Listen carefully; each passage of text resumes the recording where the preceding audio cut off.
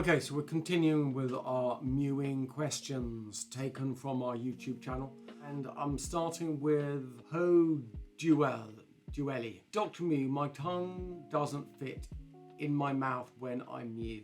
If that's true, and it is going to be true for a significant, 30% roughly of the population, you've not got enough tongue space. And you're going to need to get some artificial assistance to get that. And I've been through that multiple times. In fact, look at the last mewing questions that I did. I go into that. I said, you should consider some assistance, artificial assistance. Ron Eid on jaw hacks is really good. We want to help people like you, really. My heart bleeds when I hear these comments because it's hard to get going. Maybe with some good breathing training, maybe with some really good focused mewing, compromising on head posture, you can get it. And then when you get it, then it's just you can apply yourself well. But remember, it's hard work. You need, when you're saying that, then I know that you need a lot of change. You're already in a hole, and you need to gain a lot of change from being set back. Yes, it's tough work. I wish you well. This is the best answer for you, but it's not easy. Okay, so now we get Ing Mohammed S3T. Okay, now how many hours to do mewing? I'm a beginner. This is a really interesting question. You should be mewing all the time. Come on, what? Have you not got it yet? If you're not mewing what you're doing, this is how you should be. Stand up straight. I saw a film, diverting slightly. I just saw a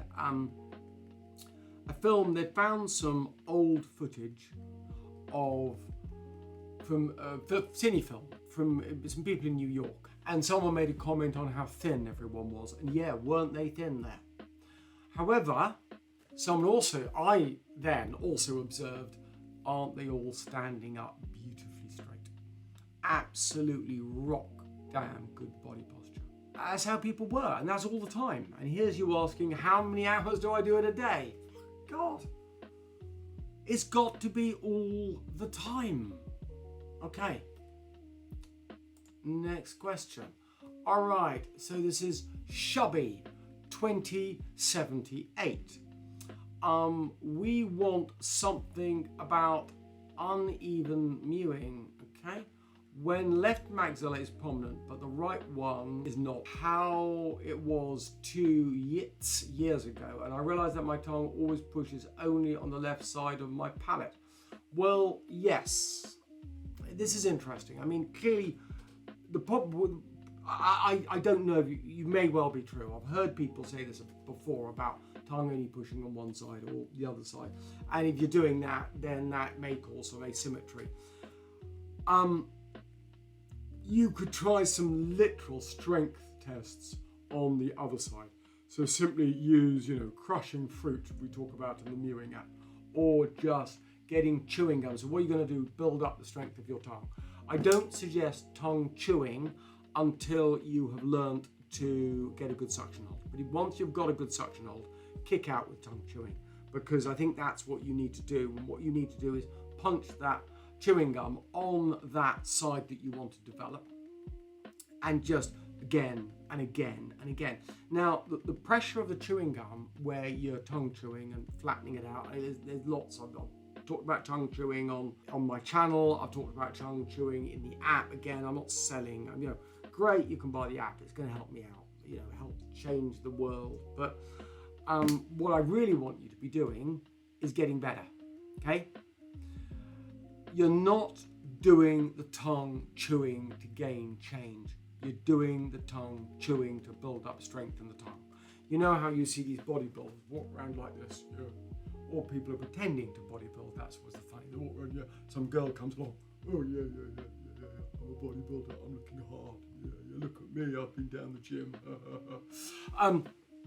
So you can see that it's the latent muscle tone if you build the muscles up. And of course, if you can get better latent muscle tone up on the side that you what the right side, I'm guessing, of your case, then that is it's not the strength, it's not the pushing of the tongue that will get there. It's that slow, gentle postural position of the tongue will gently cause change. That's what you're going to do. All right. Is there more pressure on the palate if I mew consciously or if I mew unconsciously? It is very important to know this, to understand whether it is better to mew consciously or unconsciously during the day. Again, this is mewing should be completely unconscious. It's a suction. You hold it with suction. You know, that takes no effort to hold at all. That's the whole point of it. So that you're just literally being there with your tongue. You know, I've mentioned a couple of times recently about this meditation-like state that you should be in, and how when you get a good suction hold, it feels a little bit meditative. It feels just nice because it just puts your, I think it's possibly stimulating your cranial bones properly. And I think that, you know, once you get a good suction hold, you should be doing lots of little micro swallows, you know, every couple of minutes, or, you know, things. And also, you know, we talk about, you know, trying to use the tongue to manipulate the skull bones. And I think that, again, that's going to be Mewing 2.0 we're going to come on to. So it's important to understand it doesn't matter consciously or unconsciously. In fact, it should really be conscious. You know, do it consciously. Sorry, what did I say? It should be unconscious.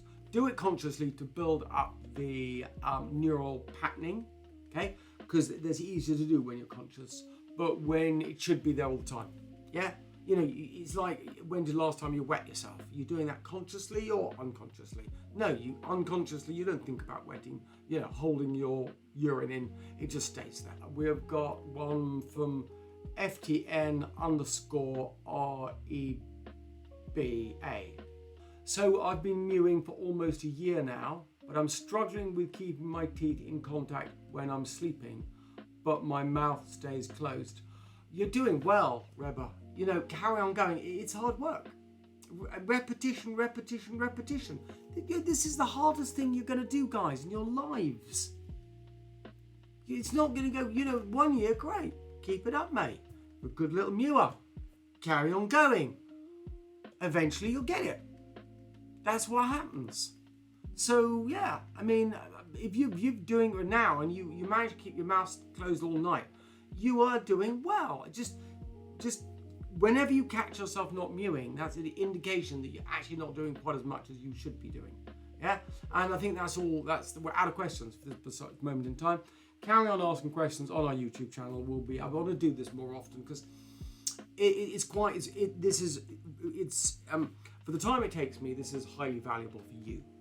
Okay, and that is then a good combination because I can give you a lot of value from these, because a lot of people will see them. I mean, it's the same way with questions.